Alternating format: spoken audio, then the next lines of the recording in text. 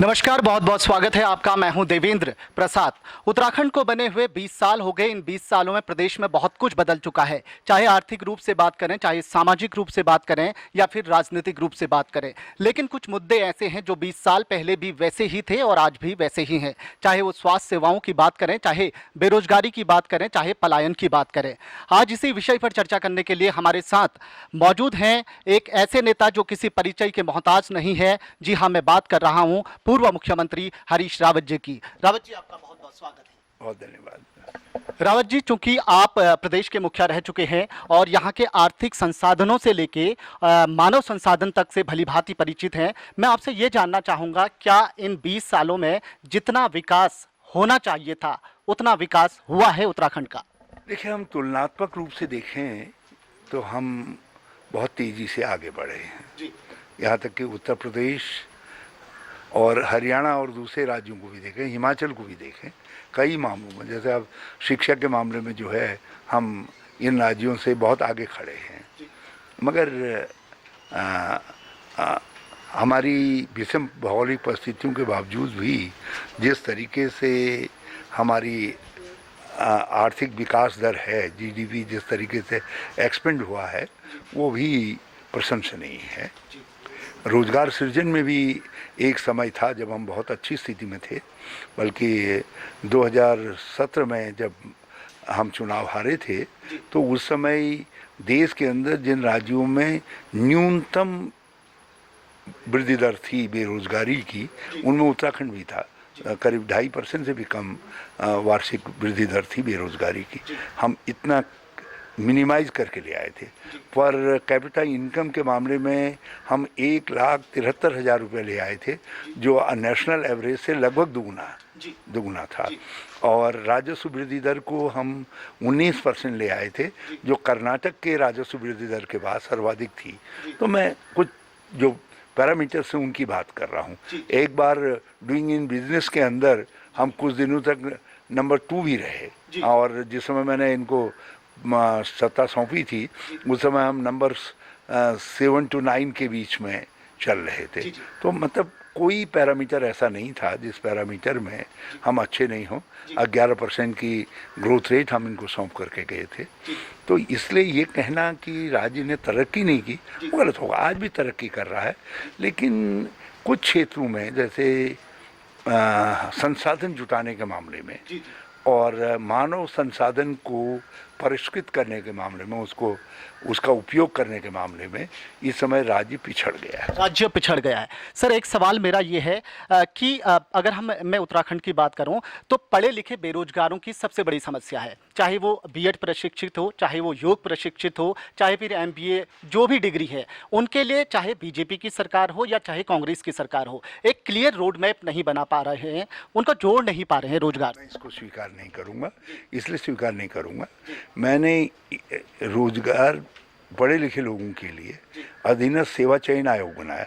मेरे मुख्यमंत्री बनने से पहले केवल पब्लिक सर्विस कमीशन था और वो गिनी चुनी सर्विसेज करवा पाता था। मैंने अधीनस्थ सेवा चयन आयोग बनाया। मैंने प्राविधिक बोर्ड को भी एग्ज़ाम कंडक्ट कराने का अधिकार दिया। मैंने एजुकेशन में वॉक इन बोर्ड बनाया, जिसके अंदर जो पद खाली हैं लेक्चरर्स आदि के, उनको भरा जा सके। मैंने मेडिकल में वॉक इन बोर्ड बनाया, जो आज भी काम कर रहे हैं।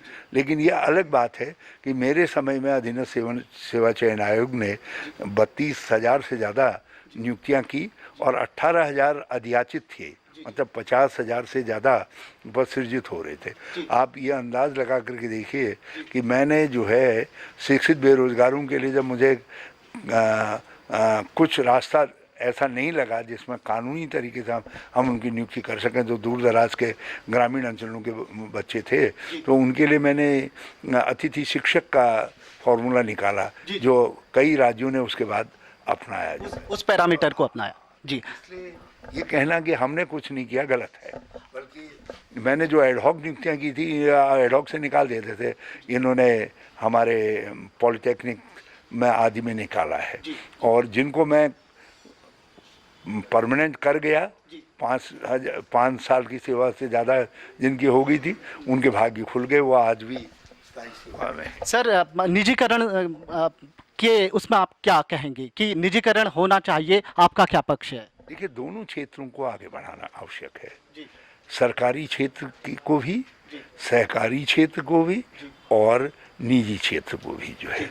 ये सरकार किसी क्षेत्र को भी आगे नहीं बढ़ा रही है, निजी क्षेत्र का भट्टा बैठ गया है, विशेष तौर पर असंगठित क्षेत्र का, जो छोटे उद्योग हैं, व्यापार हैं, काम धंधे हैं, वो बिल्कुल इन्होंने ख़त्म कर दिए हैं।